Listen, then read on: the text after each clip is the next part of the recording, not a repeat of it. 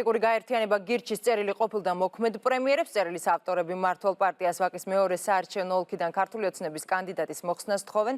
რა გახდა წერილის მიზეზი, როგორ შეხვდა მიმართვას ქართული ოცნების მაჟორიტარობის კანდიდატი და რას პირდებიან ამ მომრჩეველს ვაკის მეორე მაჟორიტარული ოლქის კანდიდატები. დღეს 20:30 შეკითხვებს ქართული ოცნებიდან ბიძინა გეგიძე, ბლოკიდან პაატა ბურჭულაძე, სახელმწიფო ხალხისთვის ზურაბ ჯაფარიძე, თავისუფალი დემოკრატებიდან ვიქტორ დოლიძე და ბურჯანაძე დემოკრატიული მოძრაობიდან თათია პაჭკორია უპასუხებენ. მოგესალმებით, ძალიან დიდი მადლობა რომ დაგვითმეთ დრო.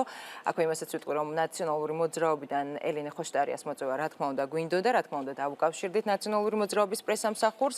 ისინი ჩვენთან არიან ბოიკოტის რეჟიმში განაგრძობენ, ბოიკოტის რეჟიმს განაგრძობენ და შესაბამისად სამწუხაროდ დღეს ელენე ხოშტარია არ იმყოფება ჩვენთან სტუდიაში სტუმრად. ბატონო ზურაბ, პირველი შეკითხვა თქვენთან მაქვს, თქვენ დავიწყო. ასე მსურს, რა მიზანი აქვს გირჩის წერილს მოქმედი და ყოფილი პრემიერების მიმართ საინტერესოა და რატომ უნდა მოხსნან ბიძინა გეგიძის კანდიდატურა? მოგესალმებით, პირველ რიგში მადლობა მოწვევისთვის. მე მგონი წერილში არის განმარტებული მიზეზი არის ის, რომ გირჩის საგურადღებოდ ისეც არ წაუკითხავს ეს წერილი. ხო, მესმის, ანუ ახსნი უბრალოდ საუბარი არის იმაზე, რომ გირჩი თulis და პირადად მე ვთვლი, რომ მე ვარ ერთ-ერთი ადამიანი, რომელიც არის დღეს ქართულ პოლიტიკაში ყველაზე მომზადებული იმისათვის, რომ გაუმკლავდეს იმ პრობლემებს, რომელიც დღეს ქვეყნის წინაშე ყველაზე მწვავედ. და პირველ რიგში ეს არის ეკონომიკური ხასიათის პრობლემები. ამაზე საუბრობს პრაქტიკულად ყველა, ანუ ნებისმიერი კვლევას გიჩვენებთ, რომ პრობლემების ჩამონათვალში პირველი ხუთიდან 4 მაინც მინიმუმ არის ეკონომიკური და სოციალური ხასიათის პრობლემები.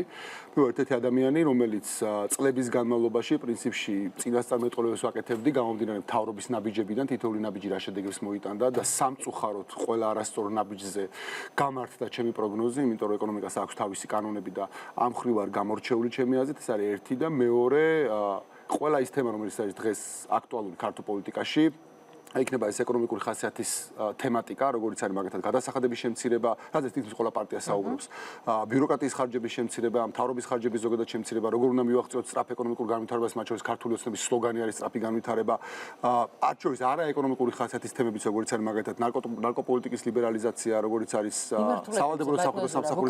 ხო, არა, ის ამიტომ რომ ყველა ეს თემები არის ჩემი და ჩემი მეგობრების წამოწეული, ჩვენ მოვახდინეთ ამისი აქტუალიზება და გირჩი თulis და მეც პირადად თulis, რომ მნიშვნელოვანია რომ მე ვიყო პარლამენტში წარმოდგენილი იმისათვის, რომ ეს თემები ისევ არ გადავიდეს მეორე პლანზე. გქონთ კანდიდატურის მოხსნა თუ კანდიდატურას უწუნებთ, ასე კი. არა, მე წერილში არ არის მოთხოვნა, რომ ჩემს სასარგებლოდ იყოს მოთხოვნა, საუბარი არის იმაზე, რომ მე მაქვს კომპეტენცია იმ საკითხებში, რომელიც ჩემი აზრით არის მნიშვნელოვანი, რომ შემდეგ პარლამენტში იყოს წარმოდგენილი. ბატონ მიდის აქ კომპეტენცია ბევრ სხვა საკითხებში, სადაც ანუ ყველა ადამიანი გადის რაღაც ცხოვრების გზას და მიდის რაღაც ეტაპამდე, ხო, ეხლა აქ საუბარი იყოს იმაზე, რომ სიტყვაზე არჩევანი იყოს გასაკეთებელი იმაზე, რომ ვთქვათ, რა ვიცი, რაგბის თამაშის შემთხვევაში რაგბის თამაში ვინ უკეცაა მწვრთნელი ვინ შეიძლება იყოს ან რაგბის კავშირის არ ვიცი ფედერაციის პრეზიდენტი ვინ შეიძლება გახდეს რაღაცა ხო ჩემზე გაცილებით კომპეტენტური იქნებოდა ანუ ნებისმიერ ადამიანს აქვს ეს რაღაცა ამ საკითხებში სასარგებლოდ თქო კანდიდატურის არა ჩემს სასარგებლოდ საუბარი არის უბრალოდ კანდიდატურის მოხსნაზე არის საუბარი ანუ კანდიდატურას ვაკეშის და ნებისმიერ ადგილას აქვს ბევრი სხვადასხვა ტიპის უპირატესობა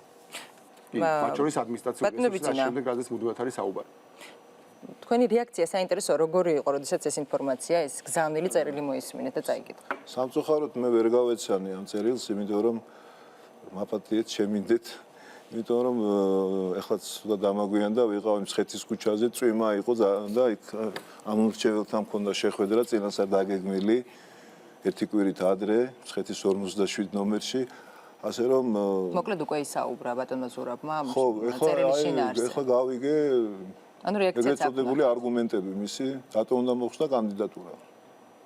დიახ. თქვენ პოზიცია როგორია? არ ვიცი. მე მომართეთ თქვენ ბატონო ზურაბ თუ ვის მიმართეთ? პრემიერ-მინისტრს მიმართეთ და ბიძინა ივანიშვილს.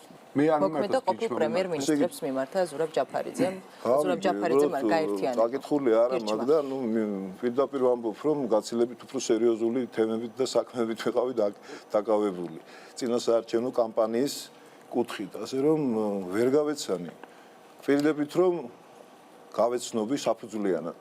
კარგით, გასაგებია ბატონო ზურაბ, მაშინ თქვენ დაგიბრუნდებით ისევ განვახსნათ ამ წერილზე საუბარი და თქვენს მოთხოვნებზე ვიდრე სხვა კანდიდატებთან გადავალ ბატონო ვიქტორ ქალბატონო თათია მაპატიეთ 2 წუთს კანდიდატი ითხოვს მეორე კანდიდატის კანდიდატურის მოხსნას, რადგან თulis რომ მხოლოდ ის არის კონკურენტუნარიანი მართლა არ მახსენდება არც ერთი საარჩევნო კამპანია, როდესაც ესეთი პრეცედენტი მომხდარა.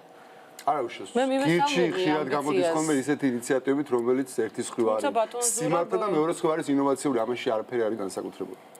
ჩვენ ესეთი გამორჩეულები ვართ. ბატონო ვიქტორ, თქვენ ეს გამორჩეული ამდენ მართებული ამ ტიპის მიმართულებით გამოვეხმაურები ორი სიტყვით მე დღეს მკითხეს ჟურნალისტებმა ვაკის მეორე საარჩევნო ოლქში ინტერესი გამოიწვია ბუნებრივია დილიდან ამ ამბავმა მაშინაც თქვი თქვენ ტელევიზიასაც თუ სწორად მახსოვს მივეცი ინტერვიუ ეხლაც იგივეს გიმეორებთ რომ მე ყველა კანდიდატს მიუხედავად კონკურენტუნარიანობის მეტად თუ ნაკლებად მე ყველას პატივსემ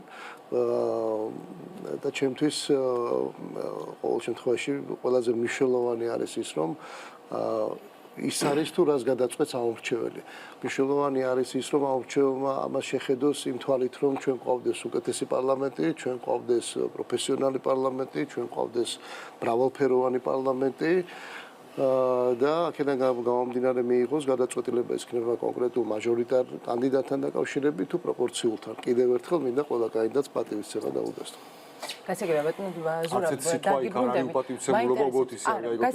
გასაგებია როდესაც ბატონ ბიძინაგეგიძეზე საუბრობთ რატომ ითხოვთ მაინც და მაინც ბიძინაგეგიძის ხელისუფლების კანდიდატია და ემინდა და ფიქრობთ რომ ის გამარჯვებს ჩემი იმიტომ რომ მას აქვს ნებისმიერ ხელისუფლების კანდიდატს ნებისმიერ ოლქში აქვს უპირატესობა ბევრი თვალსაზრისით მათ შორის ადმინისტრაციული რესურსის ხრივაც ვიწუნებთ იმას რომ ბიძინაგეგიძე წარსულში არ ვიწუნებ არამზე არ არის საუბარი უბრალოდ ნებისმიერი ადამიანი გადის რაღაც ცხოვრების გზას და შესაბამისად ამ ცხოვრების გზიდან გამომდინარე არის მომზადებული. ბიძინაგეგიძე რაგბისტი ამასთან რაგბი ჩვენი თამაშია. ამ ტიპის ფრაზა. რაგბის გარდაც დაწუნულობ ბატონი ბიძინა ბევრ სხვა საკითხს შეიძლება იყოს ჩემზე გაცდებით რომ კომპეტენტური. აქ რაგბი ხა პირობითად არის ნახსებოდ ცნობილი არის მის შესახებ რომ ის არის რაგბში პროფესიონალი ამაზე არის საუბარი. სხვა საკითხები შეიძლება არსებობდეს სადაც ეს ადამიანი ჩემზე გაცდებით უფრო მცოდნე მაგრამ რატომ არ ითხოვთ მაშინ ასე კითხვა სხვა კანდიდატების მოხსნას რატომ მაინც და მაინც ბიძინაგეგიძე ეს არის პერსონალურად თქვენი წერილი ეს არის პერსონალურად ჩემი წერილი მე ეს წერილი არ დამიწერია ეს არის გირჩის წერილი მაგრამ ეს არის რატომ არ ითხოვთ გირჩის წერილი კონკრეტულად ვაკის ოლქთან მიმართებაში იმიტომ რომ ეს არის ხელისუფლების წარმომადგენელი სხვა ოლქებში შეუძლია სხვა კანდიდატებმა იგივე გააკეთონ სხვა ოლქებში არა ჩემ მაჟორიტარობაზე არის ანუ სხვაგანაც ყავთ წარმომადგენელი ვინ უნდა გააკეთოს ვერ მიხდ მე უნდა დავწერო სხვა ოლქებზე თუ რას ხო გირჩის წერილი იყო და არაფერს წერილი კონკრეტულად ვაკის ოლქზე სადაც მე ვდგავარ და მე ვარ გირჩის თავმჯდომარე და ეხება კონკრეტულად ერთ ხელისუფლების კანდიდატს კარგით თუმცა ეს ფრაზა უნდა გავიხსენოთ მაინც ბიძინაგეგიძე რაგბისტი ეს ბოლოს შეკითხვა ბატონ ზურაბ და შემდეგ უკვე გადავიდეთ წინასაარჩევნო თემატიკაზე და სხვა დანარჩენ საკითხებზე არის ასეთი ფრაზა ბიძინაგეგიძე რაგბისტი ამასთან რაგბი ჩვენი თამაში ეს ფრაზა აქაც გაიმეორეთ ვაკის პარლამენტში ჭირდება პრინციპებისა და ღირებულებების მქონე კომპეტენტური პოლიტიკოსი. როდესაც საუბრობთ, ახსენებთ პოლიტიკოს, რის თქმა გსურთ საინტერესო, ანუ პარლამენტში არ არის თქვენთვის მისაღები რომ იყვნენ სპორტსმენები, მოკლედ მიპასუხებთ შეიძლება. პარლამენტი მე მგონი ეხანდელის და შემდეგიც საუბრობთ ამის დადასტურება იქნება ამდენი პარლამენტშიც არის ძალიან ბევრი სპორტსმენი ისინი არიან ადამიანები რომლებიც უყვარს საზოგადოებას მათ შორის მე პატივისცემ თვითონაც არ უბრალოდ გიხსნით რაზე არის საუბარი უბრალოდ დღეს მგონია რომ ქვეყანა არის მნიშვნელოვანი გამოწვევების წინაშე იქნება ეს საგარეო თუ საშინაო და მათ შორის პირველ რიგში ეს არის ეკონომიკური ხასიათის პრობლემები ჩვენ თუ უახლოეს ხელში არ ხელოვნების სფეროს წარმომადგენლებს რაც შეეხებათ უნდა იყვნენ ისინი პარლამენტში ბატონო ზურაბ ვისაც ხალხი არჩევს საბოლოო ჯამში ის იქნება პარლამენტში უბრალოდ მე სხვა რამეს ხსნი მე ხსნი იმას რომ ეხლა გვაქვს მნიშვნელოვანი გამოწვევები და ამ გამოწვევებს ჭირდება გამკლავება. და ამისთვის მნიშვნელოვანია საქართველოს პარლამენტში იყვნენ ადამიანები, რომლებსაც ესმით რა არის ეკონომიკა, მათ შორის ადამიანები, რომლებსაც აქვთ გამოცდილება ამაზე საუბრის, გამოცდილება სწორი პროგნოზების კეთების, გამოცდილება ყველა შეცდომის გამოცდილების და სწორი გეზის გამოცდილება. პატა ბუჭოდეს აქვს იმის გამოცდილება, რომ მან შეძლო ესეთი ტიპის ადამიანების შეკრება. ესაც ჩანს ახლა არის ნამდვილად ესე. რაც შეეხება იგივე იმ პრობლემებს, რა პრობლემებზეც პოლიტიკოსმა და პარლამენტარმა უნდა ძალიან კომპეტენტური ეკონომისტი იქ როდესაც მივედი. და ორივე არის სიაში და იმედი მაქვს რომ ორივე გავა პარლამენტში. კარგით, ბატონო ვიქტორ, საინტერესოა თქვენ ვის მიიჩნევთ მთავარ კონკურენტად? მე თუნებას მომცემთ დავიწყებ ჩვენი პროგრამული ელემენტები ძალიან მოკლედ რა თქმა უნდა. მე პირველ რიგში დიდი მადლობა მინდა მათ შორის თქვენ ტელევიზიას გადაუხადო. იმისათვის რომ გუშინ ჩვენი თავისუფალ დემოკრატებს მოთხოვნის შესაბამისად ქონდა სამ ტელევიზიაში ერთად პირდაპირ ეთერში ერთ საათიანი პროგრამული ელემენტების წარდგენის საშუალება. ჩვენ თავისუფალი დემოკრატები უფრო მეტად ორიენტირებული ვართ სწორედ პროგრამაზე, პლატფორმაზე, იმ შეთავაზებაზე, რასაც ჩვენ თავაზობთ ჩვენს ამომრჩეველს. რითაც ჩვენ ვფიქრობთ, რომ შემოხაზონ მათ 27 ცხოვრება რეალურად ეკნებათ 7. რაც შეეხება ჩვენს ძირითად ვთქვათ ფუნდამენტურ იდეოლოგიურ ვთქვათ ღირებულებას და ვთქვათ იმას, რასაც უყურებთ ჩვენ მომავალში, არის ის, რომ ის რაც ჩაბარდა წარსულს, ის ზალადობა, ის რაც გაიარა ამ ქვეყანამ, მართლა ძალიან ბევრი ვატკირეთ ერთმანეთს, თუმცა ნაციონალური მოძრაობის სახით მოძალადე რეჟიმმა კიდევ უფრო მეტად გამოიჩინა თავი ამ თვალსაზრისით, ის არ დაბრუნდება არასოდეს და თავისუფალი დემოკრატები ვიქნებით ყოველთვის ფუნდამენტურად წინააღმდეგ ნებისმიერი ძალადობრივი რეჟიმის უკან დაბრუნებისა. მეორე, ჩვენ ვამბობთ, რომ ქვეყანას სჭირდება განვითარება. ქვეყანას სჭირდება მეტი ეკონომიკა, მეტი თავისუფალი ბიზნესი, მეტი მცირე და საშუალო ბიზნესის ხელშეწყობა და მეტი წინ გადადგმული ნაბიჯი და არავითარ შემთხვევაში ერთ ადგილზე ტკეპნა. ბევრი მეტნაკლებად ნაბიჯები გადაიდგა. დღეს რომ თავისუფალია სივრცე, თუნდაც 2012 წელთან შედარებით, აქ მე მგონი არავინ დავობს ამაზე და მიუხედავად იმისა, რომ ოპოზიციაში ვარ, მე უთოს წარმომადგენლებთან გუშინდელ შეხვედრაზე იქნება თუ ნებისმიერ სხვა დამკვირვებელთან ანალოგიურს ვაფიქსირებთ, მაგრამ მეორე მხრივ მაკა ყველაზე ცუდი არის ის თუ რა ხდება იგივე სასამართლო სისტემაში. იგივე პრობლემები ხა არ არსებობს ხუთკაც უდანაშაულო ადამიანის დაკავებაზე არ ვისაუბრო და არ შევეცადო, რომ რეალურად ფუნდამენტურად სისტემურად ერთხელ და სამუდამოდ ამ ქვეყანაში ამ მიმართულებით შეიცვალოს რეალურად სასამართლო, შეიცვალოს პროკურატურა და არ დარჩეს პოლიტიკური რაღაც ხელისუფლების ხელში. ამ შემთხვევაში რა თქმა უნდა კაბელების საქმის გულისხმობს. ამიტომ ის რომ რაღაცეები ნაბიჯები იდგმება, ის რომ რაღაც ცვლილებები ხდება, ეს არის ერთი და დღევანდელი თავისუფალი გარემო საარჩევნო 4 წლის წინანდელთან შედარებით ნათელი მაგალითია, მაგრამ ქვეყანას სჭირდება განვითარება. ქვეყანას სჭირდება უფრო უკეთესი ეკონომიკა, უკეთესი ჯანდაცვა, უკეთესი სოციალური მოწყობა და ჩვენ თავისუფალმა დემოკრატებმა კარგად ვიცით როგორ უნდა გავაკეთოთ ეს. რატომ უნდა მოვიქცეთ სხვადასხვა მიმართულებით და როგორ უნდა მოვიქცეთ. გამომდინარე იქიდან, რომ ჩვენ ეს გვიკეთებია. ჩვენ ისეთ მნიშვნელოვან საკითხებზე გვიმუშავია, როგორიც არის ასოცირების გასაგებია, თუმცა ბატონო ვიქტორ, თქვენ არ მიპასუხეთ შეკითხვაზე, ვის მიიჩნევთ ოლგში მთავარ კონკურენტად. იცით რა, მე საერთოდ არ მიყვარს ხოლმე პირველ რიგში მაგა ჩემ თავზე საუბარი, ისევე როგორც ყოველივე ყალბი თავდაბლობის გარეშე გეუბნებით, ისევე როგორც კონკურენტებზე. მე როგორც თქვი ადრე იგივეს გეუბნებით ეხლაც. ჩემთვის კონკურენტი არის ყველა.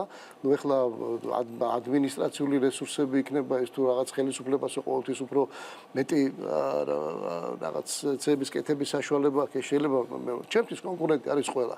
ჩემთვის კონკურენტი არის იყო და იქნება ნაციონალური მოძრაობა, იმიტომ რომ იქ უკან კიდევ ერთხელ ვამბობ, უკან დაბრუნება არის უბედურება ქვეყნისთვის, ისევე როგორც მეორე მხრივ როგორც გითხარით, ერთი და ადგილის ტკეპნა არის ასევე არასწორი და ასევე ბატონო რა თქმა უნდა, მაგრამ როგორც კიდევ ერთხელ გიდასტურებთ, რომ კონკურენტად მე აღვიქვავ ყველას, იმიტომ რომ ყველას პატივს ვცემ, ყველას განვიხილავ სერიოზულად, ისე იმიტომ რომ პირველ რიგში ჩემ თავს ვცემ პატივს და ჩემს ამომრჩეველს, დანარჩენს გადაწყვიტავს 8 ოქტომბერს ამომრჩეველი, თუ არა და მეორე ტურში 28 ოქტომბერს, როგორც მოხდება პროცედურის შესაბამისად, მაგრამ კიდევ ერთხელ მინდა მოუწოდო ჩვენს თანამოქალაქეებს, სანამ მივლენ საარჩევნო ყუთთან და ჩააგდებენ და იტყვიან თავის ძალიან ძლიერ იარაღსაც არის თავიანთი ხმა, კარგად დაფიქრდნენ და სწორება აიღონ სწორედ თავიანთ მშვიდ სტაბილურ მომავალზე. ბატონ ბიძინა, თქვენ ვის მიიჩნევთ მთავარ კონკურენტად საინტერესო? მე ყველა კონკურენტს პატივს ვცემ, ეს ჩემი ცხოვრებისეული გამოცდილებიდან გამომდინარე არ არსებობს სუსტი და ძლიერი კონკურენტები ჩემთვის ყოველ შემთხვევაში, როდესაც ბრძოლის ველზე შედიხარ, არა გაქვს იმის უფლება, რომ მოწინააღმდეგე შეაფასო როგორც სუსტი მოწინააღმდეგე, ამისთვის შეიძლება დაისაჯო. აქედან გამომდინარე, ყველას ჩემ პატივისცემას უდასტურებ, მაგრამ ის რომ 8 ოქტომბერს გამარჯვება დადგება ქართული ოცნების როგორც პოლიტიკური ძალის და პოლიტიკური პარტიის და ასევე ჩემი როგორც მაჟორიტარის ამაში ერთი წამითაც ეჭვი არ მეპარება. რაც შეეხება თქვენს პრიორიტეტებს და გეგმებს ამასთან დაკავშირებით, მოკლედ რა შეგიძლიათ გითხრათ? პრიორიტეტებს, საარჩევნო კამპანიის პრიორიტეტებს? გამარჯვების შემთხვევაში, რა საკითხები იქნება თქვენთვის პრიორიტეტული? გამარჯვების შემთხვევაში ეს არის გადაწყვეტილება, როდესაც მე მივიღე რომ ყოფილიყავი ვაკის მაჟორიტარი, ეს იყო მთავრობის მიერ წარმოდგენილი პრეზენტირებული 4 პუნქტიანი გეგმა 4 წლის მანძილზე, რომელიც არის ნათელი, მკაფიო პრიორიტეტები განსაზღვრულია მასში, ისევე როგორც განათლების რეფორმა, ისევე როგორც სტრუქტურული რეფორმა, მართლობითი რეფორმა, ღია მართლობა და ასევე სივრცითი მოწყობის და ინფრასტრუქტურის განვითარების გაგრძელება და განვითარება. ეს არის ის ძირითადი მიმართულებები, რაც უზრუნველყოფს ქვეყანაში ყველაფერი ეს ექვემდებარება ეკონომიკის განვითარებას. და ეკონომიკა ვერ განვითარდება თუ არ იქნა ბიზნეს გარემო და საინვესტიციო გარემო გაუმჯობესებული. აი ეს არის მთავარი პრიორიტეტები. გასაგებია. ქაუწონო თათია.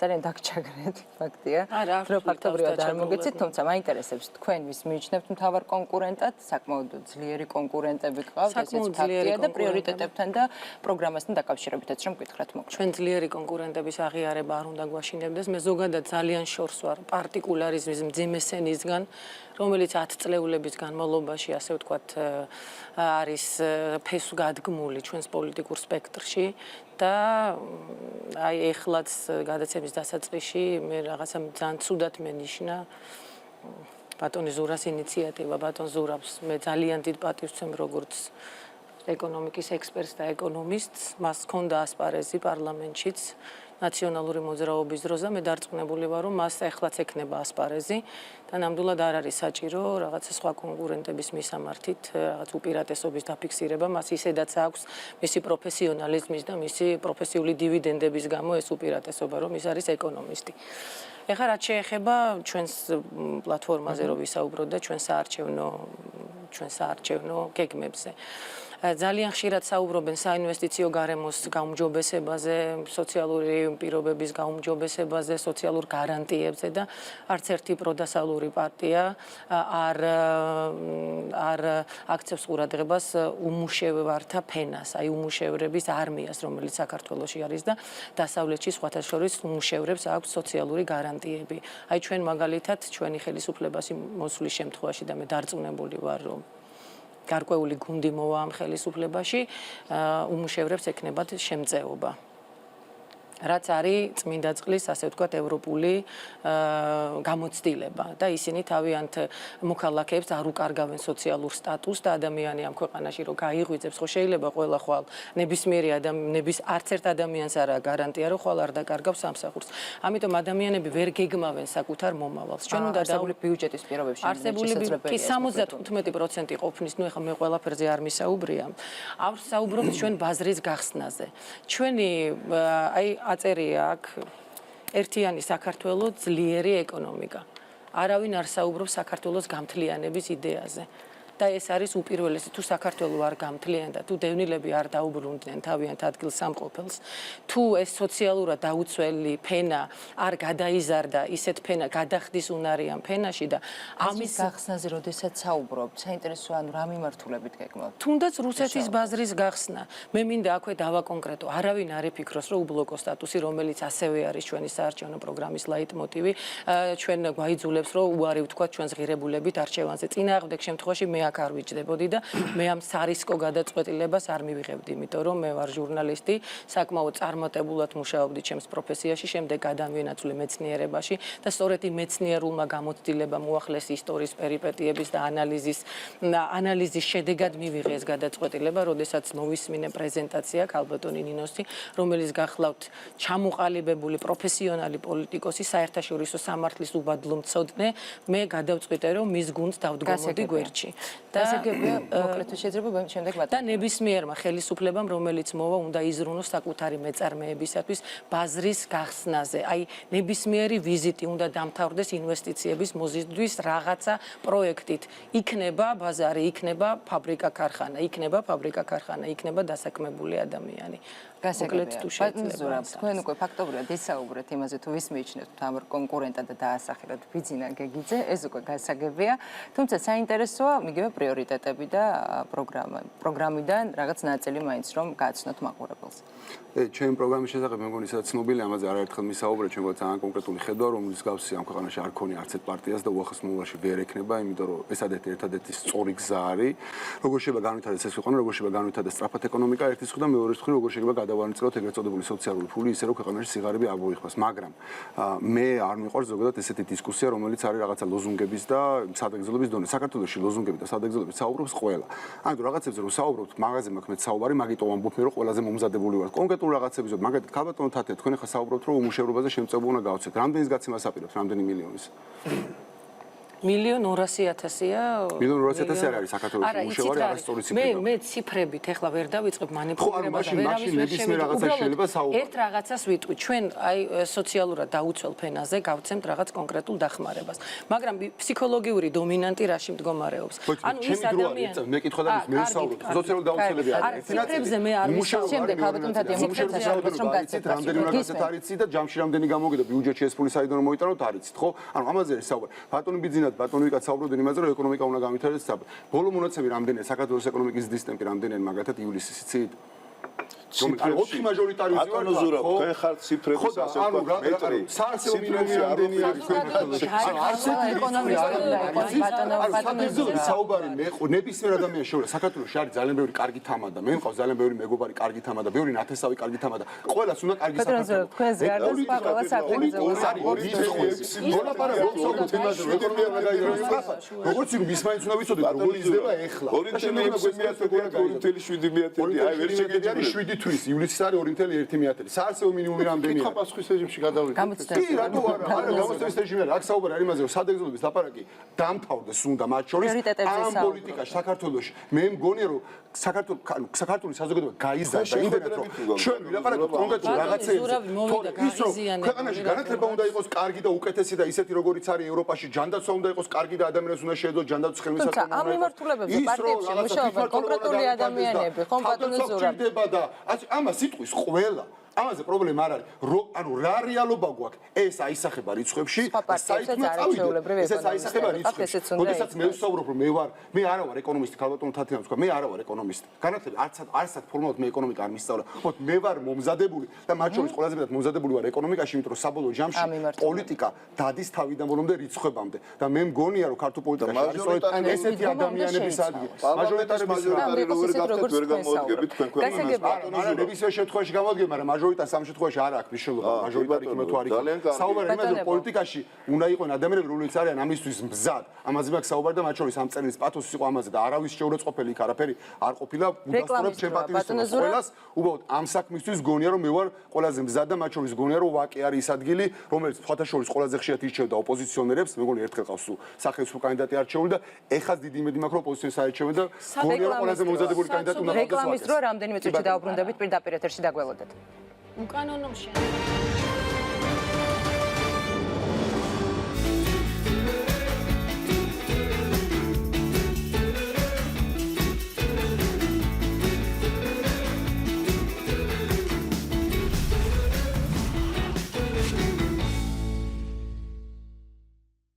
ვის ყველაზე გაიყვანს მარტა ჰუბერის სამკაულები გამოძიებას? თუ არ დავრეკავ სამხელის დაფარვაში დაგვადანაშაულებენ. თუ დანაშაულოა, იმ წამს ყველაფერი გაერკვევა. მიდით დარეკეთ. გადამეტებული მზრუნველობის მტკივნეული შედეგები. დედა მეორე დღეს სკოლაში არ მივდივარ. ბრი, კომენდანტის საათი არ ივარგებს. ძალიან მეყვარხარ, მაგრამ შენ ყველაზე ნაკლებად შეგიძლია ვინმეს რჩევა მისცეს სექსსა და ბედნიერებაზე. სიუზენ. რატომ მომატყვა? ნახეთ დღეს. სასო წარკვეთილი დიასახლისები. GDS-ზე.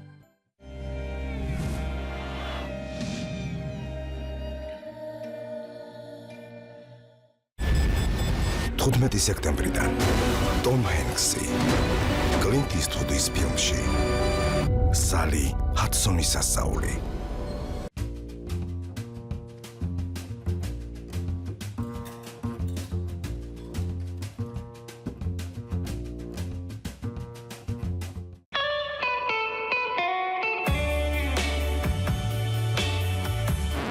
ისე იყურებით თქვენ ალბათ ყიდვა გნებავთ, ხო? აიღე 2000 ლარამდე სამომხმარებლო სესხი და აერჩიე შენთვის სასურველი გადახდის პერიოდი 30 თვემდე. ზიპ კრედიტი, უთხარი მეტი კი შენ შესაძლებლობებს.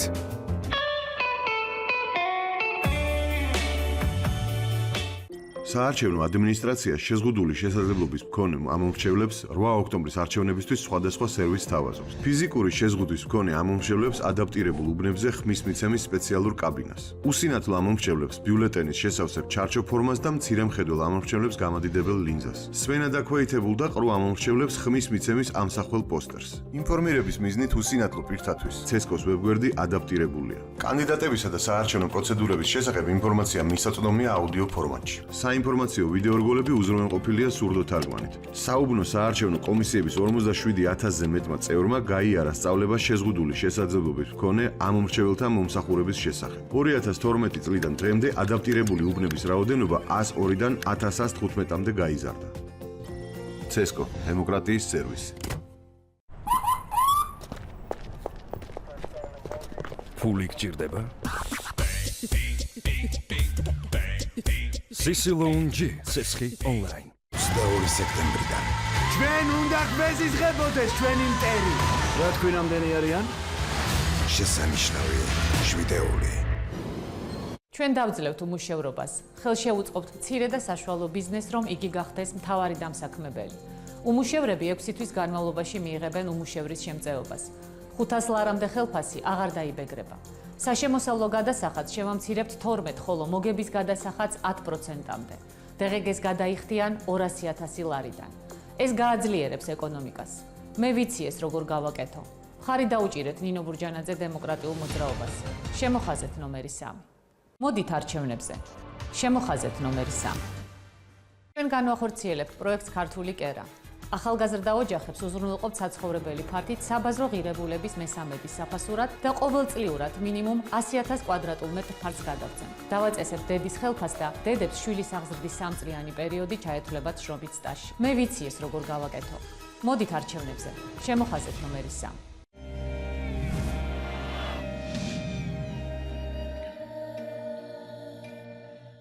ჩვენი გადაცემის თემა არის აფერისტობა რა. აფერისტობა როგორც პროფესიონალიზმი. აფერისტობა შეიძლება მრავალი სახე მიიღოს რა. შეიძლება მოგვეღოს ადამიანის სახით, შეიძლება ტელევიზიის სახით, შეიძლება იავნანის სახით.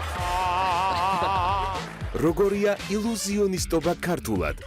ზურაბ ვადაჭკორია სტუმრად ბინაში. გარეთ ატლასი, შიგნით 1000. რუსთავიორმა ახალი თავსატეხი შემოგთავაზა. ნაუგეთ მართლა თქვა კურიერმა ჩემი ყურით უსმინე რომ კომპლექსი არანაზეო 1000-მდე კაცი მივიდაო და თქვენ როგორ ფიქრობთ მტყუნის რა? ბიბინებს ბინა 18.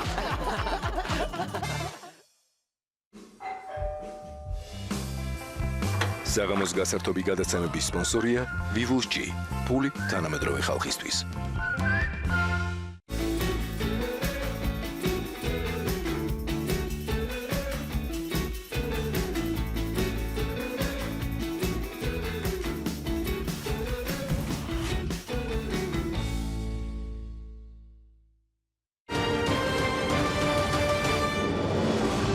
ზურაბ ჯაფარიძე და ვიკა დოლიძეს შორის ფაქტია, რომ სარეკლამო პაუზის დროს საკმაოდ ცხარე დებატები მიმდინარეობდა. ჩვენ შეკითხვებსაც ბიძინა გეგიძე, ზურაბ ჯაფარიძე, ვიქტორ დოლიძე და თათია პაჭკორია პასუხობენ. ბატონო ზურაბ, რა იყო შეუთანხმებლობის მიზეზი? თუ შეგიძლიათ რომ გითხრათ. ვიქტორ დოლიძესთან.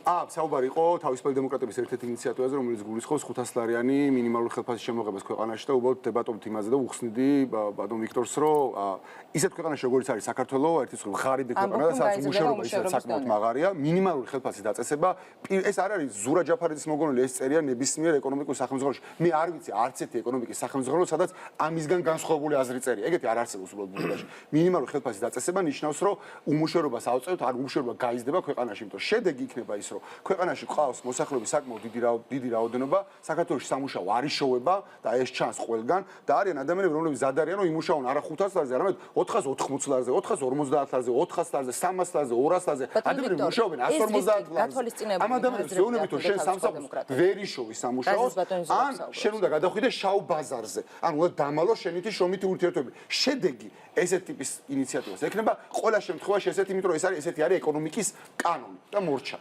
არაერთხელ გვისაუბრია ჩვენ თავისუფალ დემოკრატებს ამ თემაზე, გუშინაც კიდევ ერთხელ მადლობა თქვენი ეთერით მოგვეცემა მის საშუალება და თორნოფრიშულმა წარადგინა ეს თემა და კიდევ ერთხელ ვიმეორებ. კაი იქნებოდა ამ ეკონომიკის კანონებით იმ წლების განმავლობაში ბატონი ზურა რო იყო ნაციონალური მოძრაობის შემადგენლობაში უკეთესი ეკონომიკა ქონოდათ. მაშ ხელისუფლებაში არ ყოფილა ეგეთი ინიციატივას ყოველთვის ვაკეთებდნენ შემოჩენის სტატიები და გამოსვლები გაჩვენეთ. მივიღეთ სიღარიბის ზღვრის, რა ვიცი, მიღმა ყოფი რაოდენობა ჩვენი მოსახლეობის, მე მგონი იმდენი დღესაც ვერ ვაკლებთ ძალიან სამწუხაროდ. ჩვენ თავისუფალი დემოკრატები ჯერ კიდე იგივე ვთქვათ ოპოზიციაში ყოფნის დროსაც, როცა დათო ნოფრიშვილმა მაგალითად საბანკო სესხებზე საშემოსავლო გადასახადისგან როცა იყო საუბარი, როცა თვეში ადამიანმა შეიძლება 100 ლარი და ამავე დროს 1200 ლარი და ბოდიში დღეს 100 ლარი და 1200 ლარი და დახარ შემოინახოს, ხო?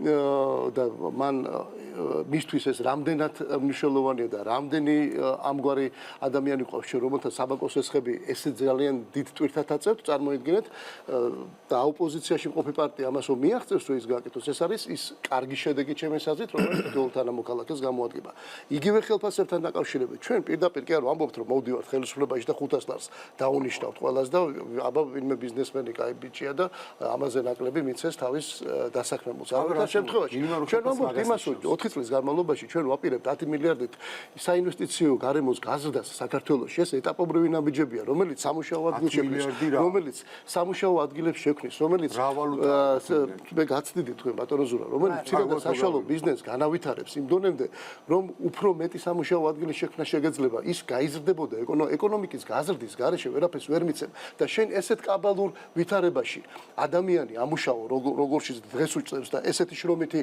პირობები შეუქმნა შენ დასაქმებულს დამსაქმებელმა მიუხედავად იმისა რომ რაღაცა კორექტივები შევიდა შრომის კოდექსში და 3 ლარიც არ მისცე ერთ საათში ეს მე მგონი შენი მხრიდან უპატიურებელია და 3 ლარი არის 500 ლარი თვეში მინიმუმ ამაზეა საუბარი გასაგებია თქვენ ძირითადად ახ რასაც ვისმენთ საუბრობთ იგივე პარტიის პრიორიტეტებზე თუ შეგიძლიათ კონკრეტულად რომ გითხრათ ბატონო ბიძინა თქვენ მაგალითად დღესაც განაცხადეთ რომ ვიდრე აქ მოხვიდოდით მანამდე ჰქონდათ მოსახლეობასთან შეხვედრა რა სიტყვის ვაკის ამომრჩეველი თქვენგან ვაკის ამომრჩეველი რა პრობლემები აწუხებთ მათ ძირითადად პრობლემები არის მშენებლობები პრობლემები არის ეკოლოგია პრობლემა არის საცობები პრობლემა არის სოციალურად დაუცველების პრობლემატიკა განსაკუთრებით წყნეთში რომელიც ჩვენ საარჩევნო ოლქშია მე უკვე მქონდა მადლობელი ვარ რომ ჩემი ინიციატივას გამოიხმაურნენ რაც ეხება მშენებლობებს არის მშენებლობის კოდექსი ასე ვთქვათ სამუშაო ჩატარებულია დაწერილი არის ეს მშენებლობის კანონი კოდექსი მე მქონდა შეხვედრა ასევე ჯგუფთან რომელიც მუშაობს პერსპექტიული განვითარების გეგმაზე გენგეგმას ვეზახდით ჩვენ ადრე ქალაქის პერსპექტიული განვითარების გეგმაზე მიწათმოწყობაზე ქალაქ გეგმარებაზე მშენებლობებზე ამ ადამიანებთან და კიდე სხვა მოწვეულ არქიტექტორებთან წარმატებულ არქიტექტორებთან ჩვენ მქონდა შეხვედრა მედიათეკაში ვაკის პარკში და იქ არ იყო ეს მხოლოდ შეხვედრა, იქ იყო ძალიან საინტერესო დისკუსია კამათი და თუ თქვათ რა უშლის, რა შეიძლება იყოს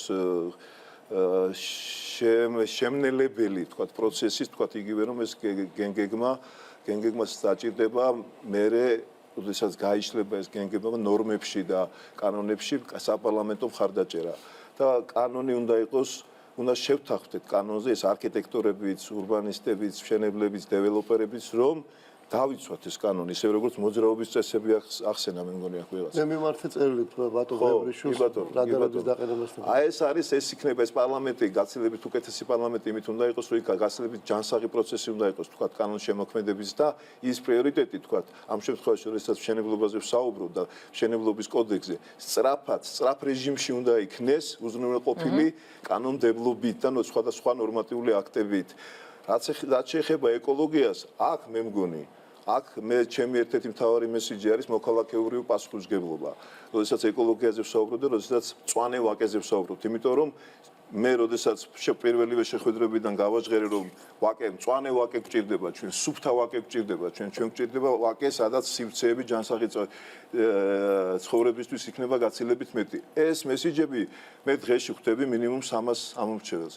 მათთვის მისაღებია იმ ამორჩევებში ხო მანდამაიც გინდა თუ არა ქართული ოცნების და მარტო ჩემი მხარდაჭერები არ არიან აბსოლუტური უმრავლესობა ჩემი მხარდაჭერია მაგრამ იქ არიან ადამიანები რომლებისთვისაც სხვა რაღაცაში თუ მეკამათებიან ეს მისაღები ამაზე თანხმდება ანუ ეს შეიძლება გახდეს თქვა იმისთვის ძალიან კარგი წახალისება რასაც მოქალაქეობრივი პასუხისმგებლობის კულტურის დამკვიდრება აქვს ჩვენ ქვეყანაში და მე როდესაც საუბრობ თუნდაც იმ ქართული ოცნების 4 პუნქტიან გეგმაზე იქ ყველაზე მთავარი და მნიშვნელოვანი მოქალაქეობრივი პასუხისმგებლობის გამოჩენა იქნება რომ რათა მოქალაქეებმა თავისი პასუხისმგებლობით მხარი დაუჭირონ ამ 4 პუნქტიან გეგმას. მაშინ ეკოლოგიაც მოწესრიგდება, მშენებლობებიც მოწესრიგდება, საცობებიც.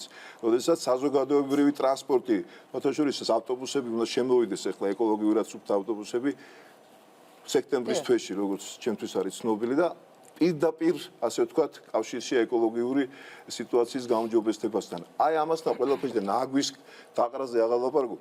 ეს უბრალოდ მთავრობა სულ 24 საათიან რეჟიმში რომ მუშაობდეს და სურაბ ჯაფარიძისნაირი კომპეტენტური ეკონომისტებით რო იყოს დაკომპლექტებული პარლამენტის მთავრობაც და გამოცდილების მქონე ადამიანებით, მაინც ვერ გახდება ვერაფერს თუ ხალხმა უნდა ენდოს ამ პროგრამას, ამ პრინციპებს, აი ამ კულტურის დამკვიდრებას და მაშინ ქვეყანაში დაიწყება სწრაფი განვითარებას და ყველა ოჯახში შევა კეთილდღეობა. ამაში ღრმად რო არ იყო დარწმუნებული, მე არ ვიცნობდი ბატონო ზურაბ თქვენს დამშვიდობებით მაგის მაჟორიტარობის კანდიდატი. ბატონო ბიძინა, არენდობა გავაკეთებთ მერწმუნეთ. არენდობა ხალხი ბურჭულაძის გუნდს.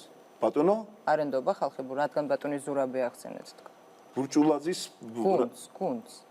არის ეს 8 ოქტომბერს გამოჩნდება ვინ ვის ენდობა და რა ხარისხით ენდობა. ნდობა და ბატონი ზურაბი ახსენეთ სწორედ ამიტომ ვკითხეთ. ის საკითხები, ის პრობლემები, რომელიც ბატონმა ბიძინამ ჩამოთვალა და ბატონი ზურაბი და ბატონი ვიქტორიც საუბრობდნენ ამ პრობლემებთან დაკავშირებით, არის ის რაც ვაკის მოსახლეობას აწუხებს თქვენ ხომ ხვდებით ვაკის მოსახლეობას აწუხებს იგივე პრობლემები, რაც სხვა უბნის მოსახლეობასაც აწუხებს. რა თქმა უნდა, ეხა საუბარი იყო აი ამ უკანონო მშენებლობებზე და ვაკე არ არის სათამბჯენების უბანი და აშკარად არის დარღვეული ვაკის არქიტექტურული და ისტორიული ქსოვილი და ეკარგება ის სილამაზე და ლაზათი, რომელიც მას ჰქონდა. ჩვენ ახლა მე არ მინდა რომ იგივე პრობლემები გავიმეორო, მოსახლეობას აწუხებს ეს პრობლემები, თუნდაც აი მშენებლობების გამო ხშირად წყალი არის გრაფიკით და აი რა ვიცი ძალიან ესე იგი სერიოზული პრობლემების წინაშე არიან, მაგრამ ძირითადი პრობლემა მაინც მიდის აი გლობალური ცვლილებებისკენ, რომლისთვისაც განწირულია ჩვენი ქვეყანა. ეს არის უმუშევრობის მოსპობა, ბაზრების გახსნა, ეკონომიკის განვითარება, სტარტაპზე მყოფი ბიზნესის გადასახადებისგან 2 წლით გათავისუფლება, მასწავლებელი და ექიმი. ეს არის ორი ფუნდამენტური პროფესია, რომელზედაც დგას ადამიანის პიროვნებად ჩამოყალიბების პროცესი. მასწავლებელი და ექიმი არ შეიძლება ჩვენ ვამყოფოთ გადარჩენაზე. მე პატივს ვცემ სხვა პროფესიებსაც, მე სხვა პროფესიის ადამიანი ვარ, მაგრამ მასწავლებელს უნდა კონდეს ღირსეული ანაზღაურება. მე თქვენ რომ რადგან ამას გავიმეორებ, კონკრეტულად ვაკის აი რა ეშველება იმ აშენებულ შენობას, იმ 10 სართულიან შენობებს, რომლებიც არის დაუშვათ იგივე. თქვენ როგორ აპირებთ რომ უშუალოდ ამ 10 ეს შენობები ნამდვილად ვერ დაინგრევა და ამას არაფერი არ ეშვა. უბრალოდ უნდა აი როგორც ბატონმა ბიძინამ თქვა, აუცილებლად ხელისუფლებამ პარლამენტთან ერთად უნდა შეიმუშავოს კანონი, რომელიც აკრძალავს ასეთ მშენებლობებს და არ შეუქმ. ეკოლოგიური კატასტროფის წინაშეა არა მხოლოდ ვაკე, არამედ ცენტრალური უბნები. ხუმრობით ვიტყვიერთ რაღაცას, უნდა შეიცვალოს ფსიქოლოგიური დომინანტი იმის შესახებ, რომ ვაკე არის პრესტიჟული უბანი და მე აღარ იქნება დეველოპერების მიძალება. აღარ არის პრესტიჟული უბანი, იმიტომ რომ საცობში ვიყავი ზუსტად საათნახევარი, სანამ თქვენამდე მოვახცევდი და მოვედი მოწამლული. და როდესაც გარეთ თქვენთვის თუ არის თუ თვით ვაკეს პრესტიჟული უბანი. არა, ვაკე პრესტიჟული უბანია, მაგრამ უკვე იძულებულები ვართ, რომ ეს პრესტიჟული ეს დავარღვიოთ ეს მითი, რომ დეველოპერები ერთი რაღაცა მინდა ძალიან მოკლედ მელი კაზარიანცი ყველამ ვიცი და როდესაც ის კაზარიანცის სახლს აშენებდა და დედაქალაქის მერთან მივიდა, გამომიყავითო რამე კარგი ადგილი, აი ესეთი და ესეთი სერიოზული პროექტი მაქვს. და აი იქ მაშინ ეტლების მოსაბრუნებელი ადგილი იყო, მაშინ არ იყო ქალაქი ესე განვითარებული. თუ შენ ამ ქვეყნისთვის სიკეთე გინდაო, წადი და იქ ააშენე. იქ იყო ნაგავსაყრელი. და სხვათა შორის აი კაზარიანცის სახლში რო შეხვიდეთ, 7 მეტრიანი სარდაფებია იქ. და ეს არის სწორედ ქვეყნის სიყვარული, ვაკეში კი არ უნდა ააშენო. ქალაქის განვითარება უნდა იზრუნო ქალაქის განვითარებაზე. ბატონო ზურაბ, ძალიან მოკლედ თუ შეიძლება თქვენ რას პირდებით კონკრეტულად ვაკის ამომრჩევლს. კი, ბოლტ მკითხავს რომ უბას ხო მე არ ვიცი ბოლტ რას ნიშნავს ვაკე პრესტიჟული უბანი, მაგრამ მე ვაკეში დავიბადე, გავიზარდე იქ ცხოვრობ მთელი ჩემი ცხოვრება და ამიტომ ჩემთვის აღქმა არის ვაკე რაც ხო ვიღაცის შეიძლება იყოს არ ვიცი გვერდიდან რო უყურებს რაღაცას პრესტიჟული ადგილი, მაგრამ ვერანაირ ფსიქოლოგიური დომინანტის რაღაცა შეცვლა ამას ცხადება რუშოლის საბოლოო ჯამში ბაზარი ამას თავისით არეგულირებს. ხო არ თქვენ თქვით რომ ხომ შეიცვალოს მე მეგობრებო არ მესმის აზე საუბარი, იმიტომ რომ მე იქ ცხოვრობ და არასდროს არ მქონია იქ აღქმა. ხო, რაც შეიძლება რა პრობლემები შეიძლება მოაგვარო ვაკეში, ნუ არის ჩვენი სტანდარტული პრობლემა, რომელიც ქვეყანაში არსებობს მათ შორის ვაკეშთან. ვაკეში ცხოვრობენ ადამიანები, რომელსაც აქვთ ბიზნესები და აკეთებენ ბიზნესებს და ამის გამო აქვს შეხება სახელმწიფოსგან და აღდგენილი პრობლემები და შესაბამისად ჩვენი პროგრამა გულისხმობს მათთვის ამ დაწილი გადასახადების ჯერ შემცირება, შემდეგ გაუქმებას, რომ მათ მეტი ბიზნეს გაკეთების საშუალება მიცედა, მეტი შემოსავალი დარჩეთ ოჯახებში, თუმცა საბოლოო ჯამში ისინი ქმნიან ეკონომიკას. ვაკეში ცხოვრობენ და განსაკუთრებით წყნეთში შედის ჩვენ ოლქში. წყნეთში ცხოვრობენ ძალიან ბევრი გაჭირებული ადამიანი, სოციალური დაუცველები, რომლებიც აღარ არიან ბაზაში, ხან ჩასვამენ, ხან ამოსვამენ, ან რაღაცა უაზრო მიზეზების გამო, იმიტომ რომ უთო უპოვეს თუ ფარდა უპოვეს თუ ხორცი აქ ნაჭამი ერთი კვირის წინ ამის გამო იღებენ. მათ პირდებით რომ სისტემა, სოციალური დახმარების სისტემაზე, ზოგადად სოციალური ფულის ხარჯვის სისტემას ჩვენ გავასწორებ და ფული აღარ გაიფლანგება შეძლებულთან დიდარ ოჯახებზე და ეს ფული დაიხარჯება იმადზე, ვისაც ეს რეალურად სჭირდებათ. ეს არის ზოგადად ჩვენი პროგრამიდან გამომდინარე, რაში რომ მიიღოს ვაკის მოსახლეობამ, თუმცა მესმის რომ ვაკეში ასევე არის ადგილობრივი თვითმმართველობის ტიპის პრობლემები, რაც არის რაღაც არ ვიცი, წყალსადენები იქნება თუ ინფრასტრუქტურა იქნება თუ ნებისმიერ რაღაცები, ეს არის ხარდა თვითმმართველობის კომპეტენცია და არა პარლამენტის კომპეტენცია. მე შემილეხა ძალიან ბევრი ვისაუბრო რომ ესე უნდა გავაკეთოთ პარკინგის პრობლემა, ესე მოვაგოროთ, ესე მოვაგოროთ, თუმცა ჩემი აზრით საბოლოო ჯამში ეს არ არის სწორი. ხო, ეს არ არის სწორი. მე რაც გონია რომ სწორია და რაც არის ფუნდამენტურად შესაძლებელი არის ის რომ ეს არ უნდა იყოს ვაკეში.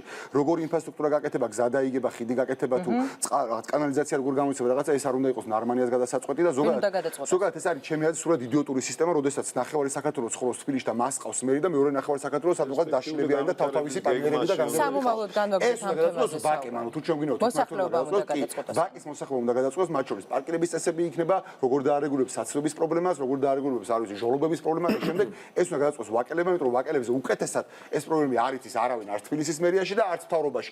მათ უნდა გადაწყვეტონ ეს როგორც ეს არის ბევრ განვითარებული ქვეყნის განვითარებულ ქალაქში, როგორც ეს არის, არ ვიცი, მიუნხენში ან ლონდონში რაღაცა, სადაც უბნები თვითონ წყვეტენ როგორ მიხედონ საკუთარ თავს. ეს არის სწორი გამოსავალი. თვითონ გადაწყვეტენ ვაკელები მე მაღალ სართული არ უნდა, დაბალ სართული არ უნდა თუ რა უნდა. ძალიან დიდი მადლობა. ძალიან დიდი მადლობა რომ დაგვითმოთ დრო 20-30 შეკითხვებს ბიძინა გეგიძე, ზურაბ ჯაფარიძე, ვიქტორ დოლიძე და თათია პაჭკორია პასუხობდნენ. ასეთი იყო 23 სექტემბრის 20:30 ყოველდღე 24 საათის განმავლობაში რეპორტაჟები